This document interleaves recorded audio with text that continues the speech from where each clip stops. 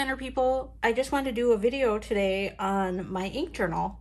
This is a little bit of a deviation from what I'm usually doing.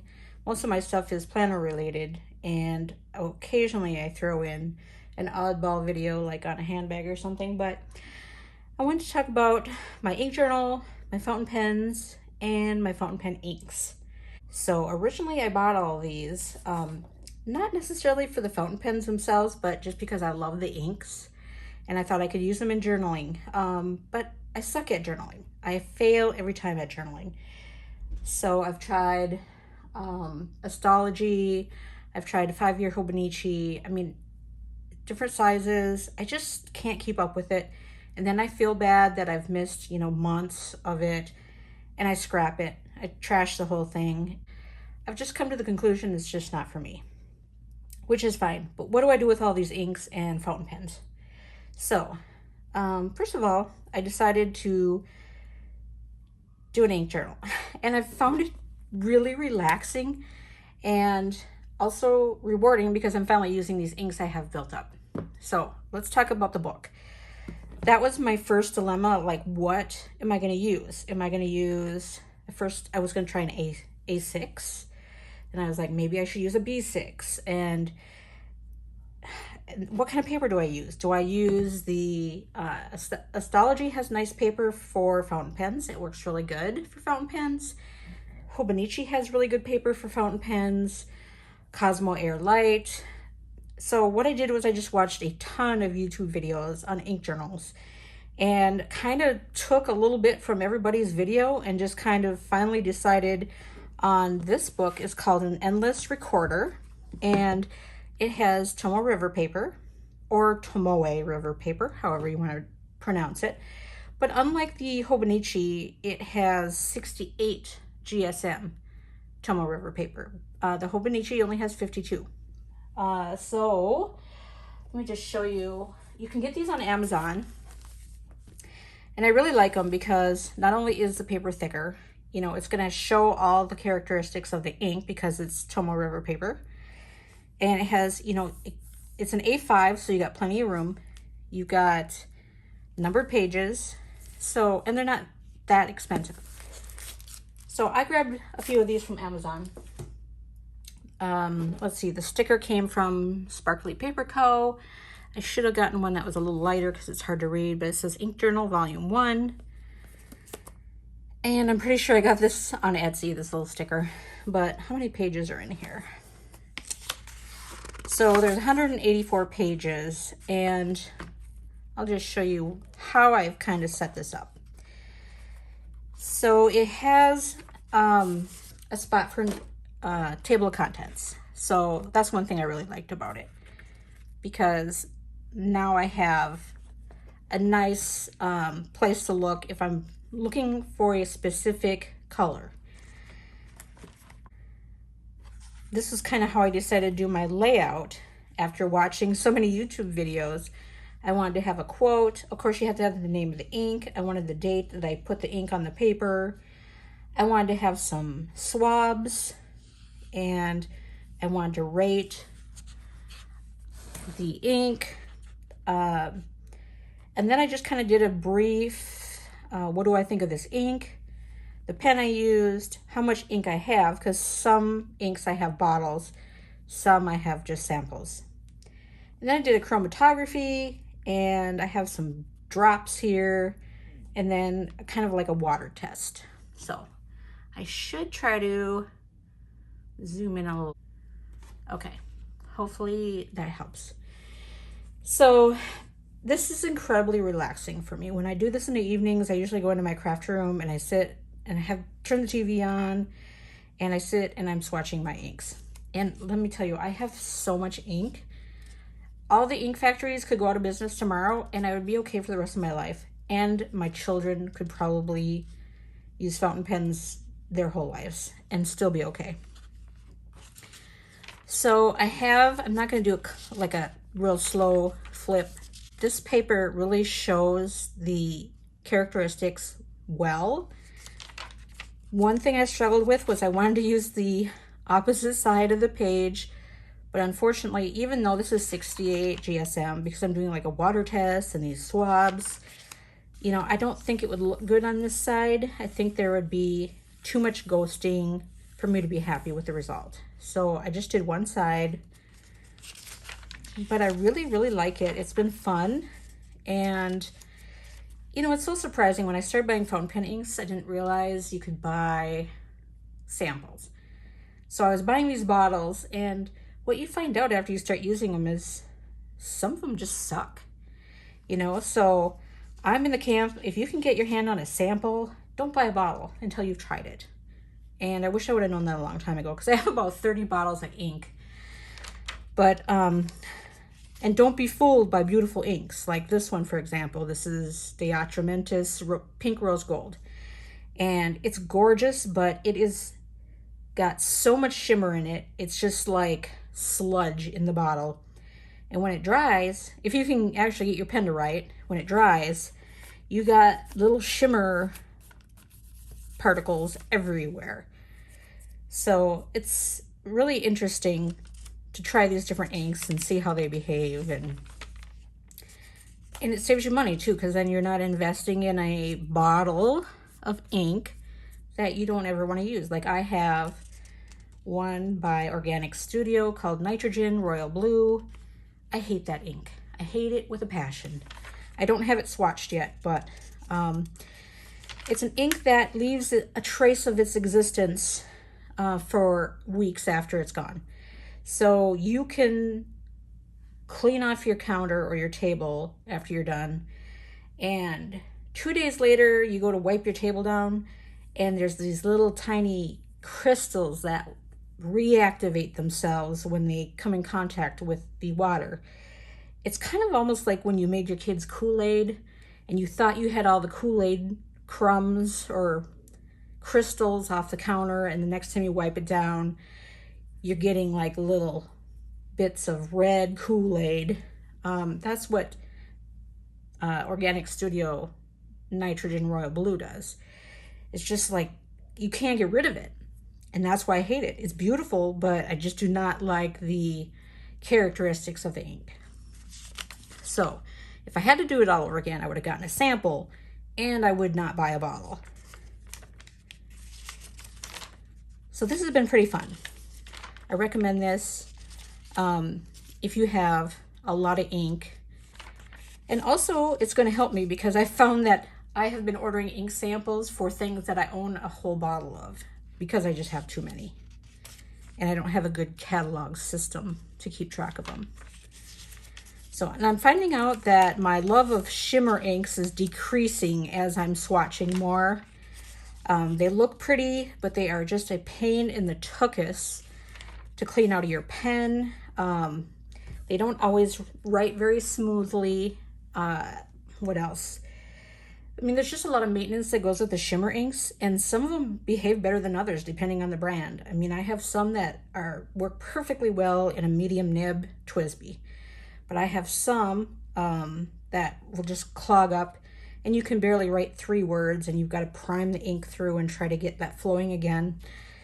So it's been a really interesting experiment. So that's all the farther I've gotten, because I just started this on 31st of May, but that's volume 1. I think this has a pocket in the back too. Yes. So like if you wanted to put some of your blotter paper in there, you could carry some extra blotter paper with you or something. But I really like them. They're nice books. Let's see. I don't know if, did I show you these? Yeah, I have a red one and a gray one standing by, as well as a sticker that says volume 2. I anticipate there's going to be a volume 3 and maybe 4 at least, because let me just show you what I'm dealing with here. I have little bottles of ink sitting around everywhere. First of all, I probably have maybe 30 bottles of ink. And then on top of that, I've got ink samples, more ink samples, more ink samples, more ink samples. More ink samples. And more ink samples. So you can see what I'm up against here. This is going to keep me busy for a while. Luckily, I like to putter around the house and don't like to go out running around at night. So this will definitely be a good hobby for me.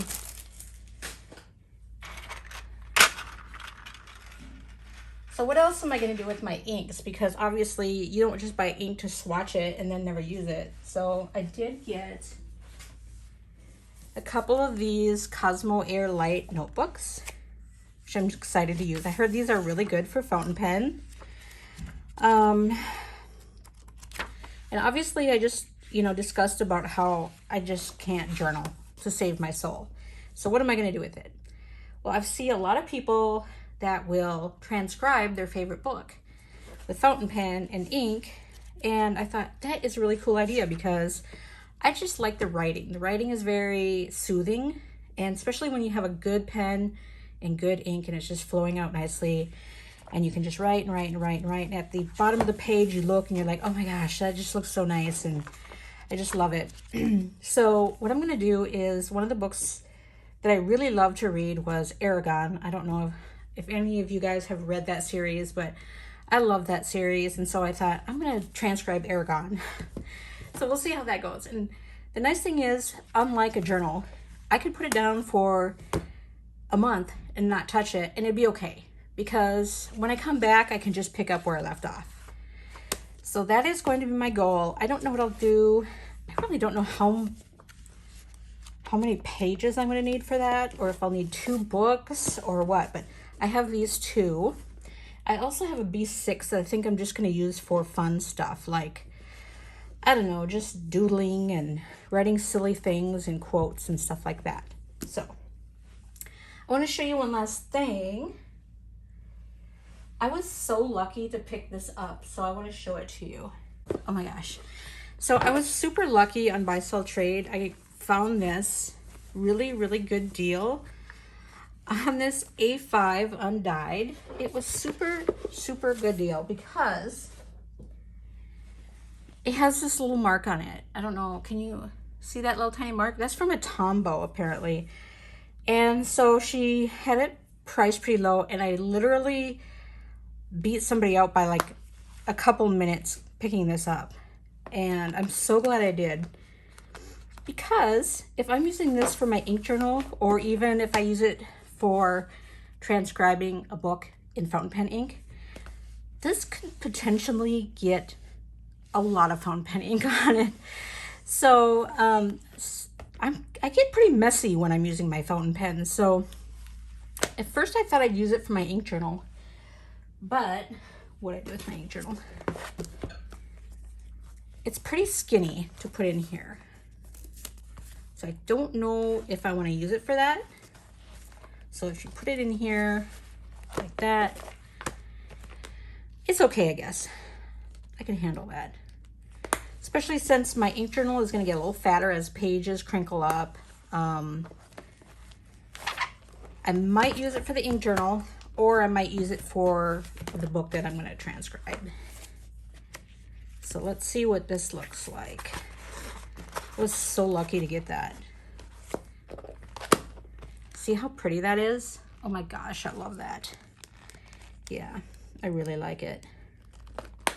And so the fact that it came with a mark on it already means that if I spilled something on it, I'm not gonna freak out. Anyway, I had a traveler's notebook and I got like Emerald of Chivor on it or something like that. And it looks kind of pretty actually, but I don't want like all my stuff to have fountain pen ink. But if this one got some spots here and there, it wouldn't make me cry. I think it'd be kind of pretty. So I was so lucky to get that, and I really love it. The bad part about an ink journal, I don't have a glass dip pen. I tried to buy one. Oh, let's see. It was probably about 6 months ago. I bought a glass dip pen. First of all, it was really scratchy. So I don't think it was a very high quality pen. I think it was just something I bought on Amazon, and I bought the cheapest one I could find. Not realizing that there are probably different quality levels of glass dip pens. So my writing looked really scratchy and icky, you know, like if you tried to write with a toothpick, you know, it would be all shaky looking and icky. So I didn't like it. And then I went to rinse it and I had a glass of water and I just bloop, dropped it in the glass of water and the tip broke off. So I don't have a glass dip pen, but I think I'm gonna get one because some of these inks I'm finding that are really, really horrible inside a pen to clean out. I think a glass dip pen would be appropriate for those. So like this one, for example, I will never put that in a pen again. I would use a glass dip pen though. So I want to try to find a nice one. So if I do want to write with this ink, because it's so pretty, you know, I hate to waste it. And this one was actually an exclusive to Izumi Pen Company, and they're in England. So I bought it and, you know, paid shipping to have it shipped to the US. So I don't want to just trash it. So I'm going to get a glass dip pen. But I will tell you that the downside is cleaning all these pens, because I do like to use my TWSBIs mostly for, okay, so these are the ones that now I have cleaned and are ready to be used for my ink journal. And then these I just cleaned and they're drying out. So I spend a lot of time cleaning pens and I'm really afraid to take apart my TWSBIs. I know that they're made to be taken apart, but I'm so afraid I'll take it apart and then you have to get this part back in just right so that it works, you know, that's not too high or too low, and I'm just really nervous about it. So I just basically am rinsing them a billion times with water to get the ink out, and it's a lot of work.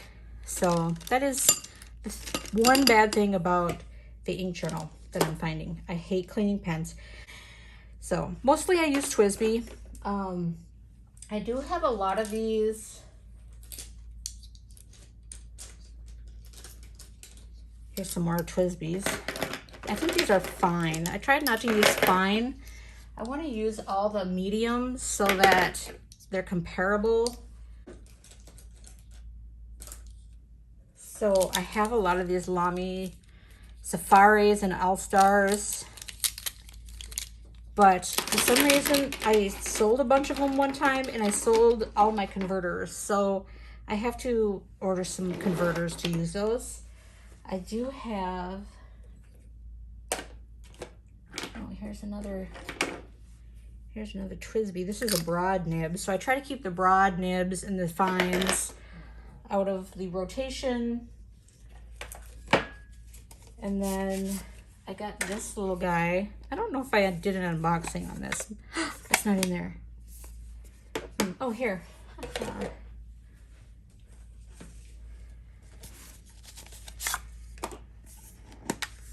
So I got this little Kaweco purple special edition.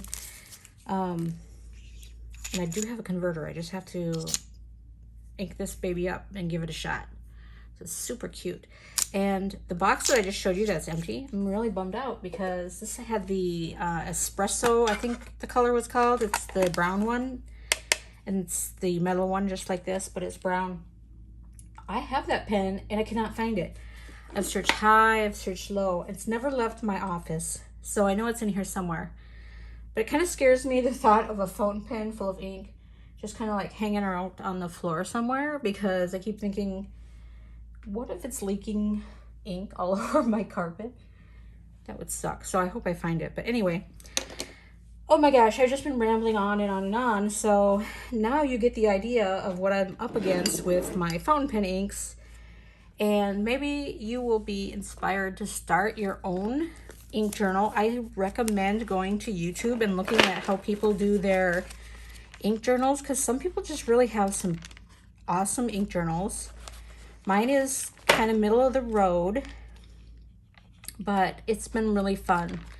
So I can't wait to get this book filled up, and then maybe I'll just do a complete flip of volume 1.